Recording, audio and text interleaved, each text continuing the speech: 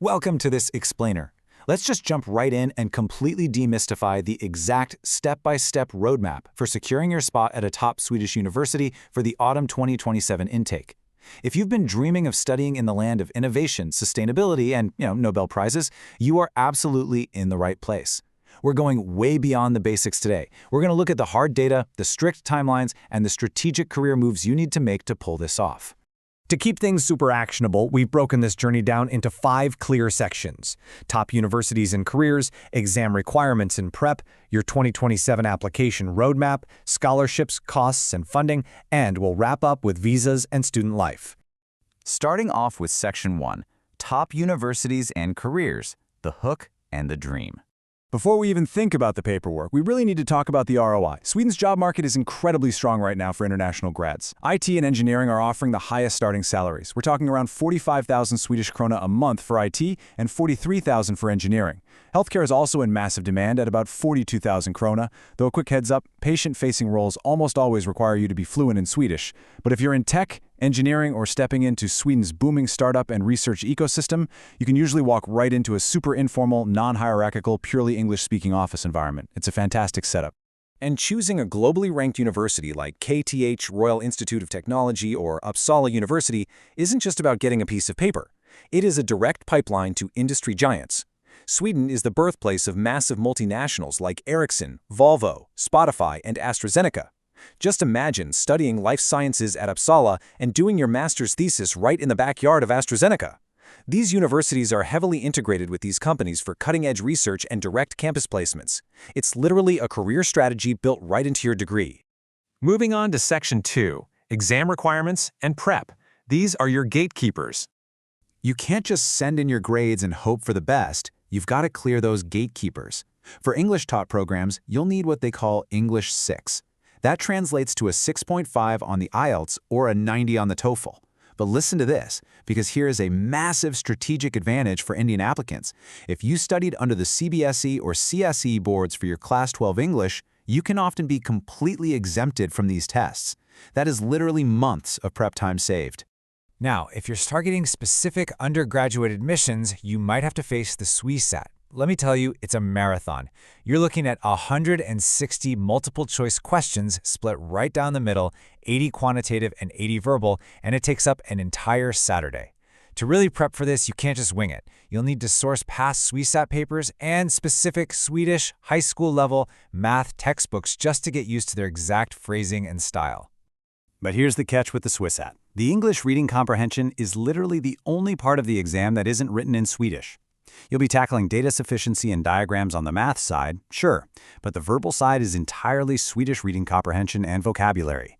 So if you're taking this test, you really can't just casually study. You need to start immersing yourself in Swedish newspapers and reading materials every single day to build up that vocabulary. All right, let's hit Section 3, your 2027 application roadmap. This is your strict timeline. I cannot stress this enough. Missing an international admission deadline by even a single minute can disqualify you for the entire year. So, grab a pen and mark these dates. Your actionable window begins strictly in mid-October 2026 when the application portal opens. You then have until mid-January 2027 to actually submit those applications. Then, in February, the highly coveted Swedish Institute scholarship window opens up and you'll finally get your results by the summer. Seriously, start drafting that statement of purpose right now. The absolute beauty of the Swedish admission system is its simplicity. You don't have to apply to every single school separately like a giant puzzle. You just use one shared central portal, Universityadmissions.se. You pay a single application fee of 900 krona and you rank up to 4 master's programs. But listen very closely to this. Your ranking order matters immensely. The system processes your list top to bottom. If you get accepted into your choice number 1, choices 2, 3, and 4 are immediately deleted. Poof, gone. So your absolute dream program must, without a doubt, be ranked number 1. Let's transition to Section 4, scholarships, costs, and funding. Time to talk financials. So education here isn't free for non-EU citizens.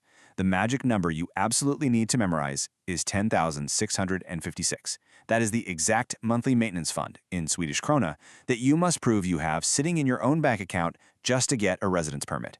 For a standard 10-month academic year, that's over 106,000 krona solely in your name. This is your baseline for survival. It covers your housing, your food, and of course, saving up for a really good winter coat. To offset those costs, you basically have three main avenues: scholarships, waivers, and educational loans. The Swedish Institute, or SI scholarship, is basically the golden ticket. We're talking 100% tuition coverage plus a living stipend. But keep in mind, it requires solid documented work experience.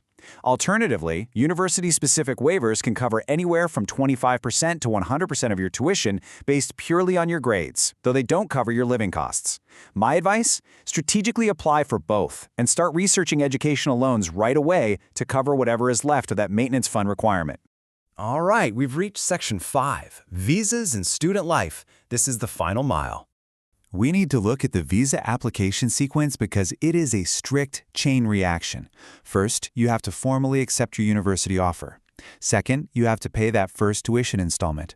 Only after that's done can you pay the 1,500 krona application fee and apply for your residence permit.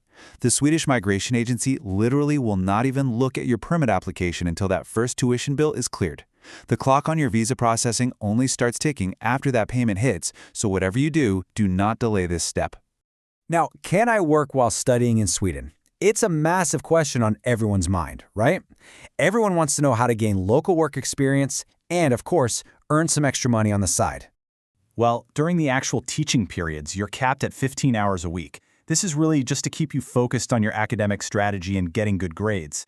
But from June to August, your working hours are totally unlimited.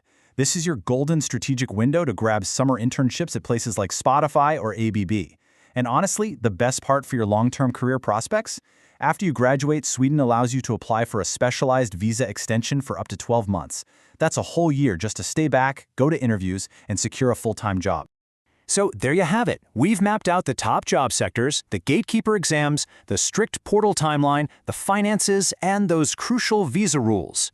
This entire journey is incredibly achievable if you just follow the blueprint we laid out today. It's time to start prepping those documents, studying for those exams, and securing your funding. The autumn 2027 intake is waiting for you. So I've got to ask, which Swedish university are you going to rank first?